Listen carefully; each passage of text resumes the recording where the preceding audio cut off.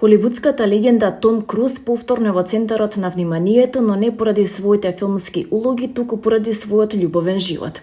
Акторот неодамна го привлече вниманието на јавноста поради своите раскошни гестови кон својата нова девојка, кубанско-шпанската актерка Ана де Армас, со која неодамна ја потврди својата врска.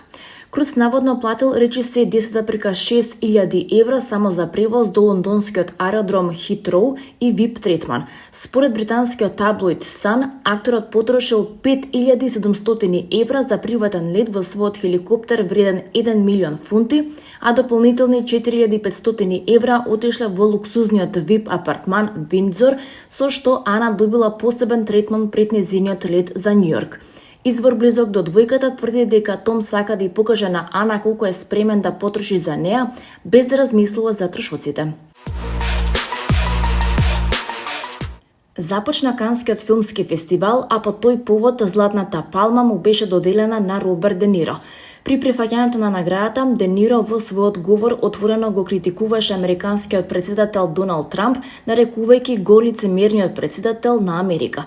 Имено говорот на Де Ниро најде на силни и позитивни реакции кај присутните, а при прифаќањето на наградата за животно дело, тој ја искористи можноста да испрати политичка порака. Мораме да действуваме сега, без насилство, но со голема страст и решителност. Време е секој што се грижи за слободата да се организира, да протестира, а кога ќе дојдат избори, да гласаат. Тој ги повика присутните да ги поминат следните 11 дена славејќи уметноста за да испратат силна порака за отпорот, солидарноста и културното значење на слободното изразување. Поранешните добитници на Златната палма, Квентин Тарантино и Шон Бейкер, прошетаа на црвениот тепих заедно со познатите лица како Ева Лонгорија, Џулија Гарнер, Хајди Клум и Александра Амбросио. Сепак големото отсуство на вечерта беше Том Круз, чија премиера на Mission Impossible The Final Reckoning исто така се очекуваше со голем интерес.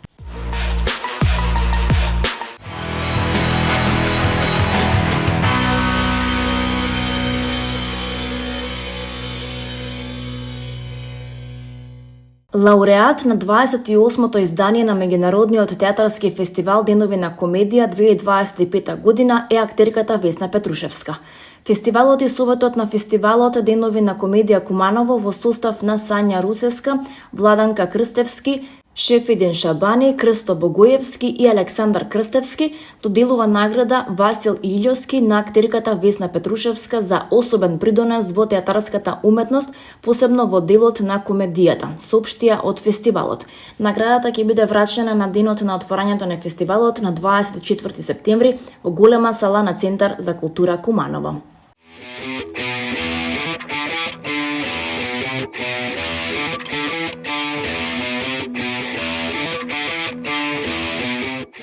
Представата 12 во режија на Синиша Ефтимов во продукција на Македонскиот народен театар од Скопје ќе го отвори 59-тото издание на Македонскиот театарски фестивал Војден Чернодрински, кој ќе се одржува од 6 до 13 јуни во Прилеп.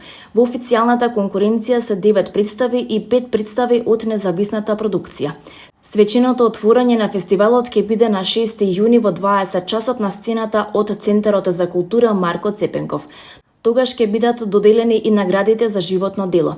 Годинешни добитници се актерите Снежана Коневски Руси, Гоце Тодоровски и Сонја Михајлова. Представата 12 е дел од официјалната селекција на фестивалот. На затворањето на фестивалот на 13 јуни на истата сцена во Центарот за култура во Прилеп од 20 часот во чест на наградените ќе биде изведена представата Вистината 2 од Флоријан Зелер во режија на Владимир Јурц во продукција на театар комедија. Фестивалот за представите ќе искористи сцената од Центарот за култура Марко Цепенков, која ќе ги задоволува сите стандарди за одржување масовна манифестација, а ќе се користат и други алтернативни сцени в Прилеп. Ќе има промоции, изложби, разговори на тркализната маса за представите.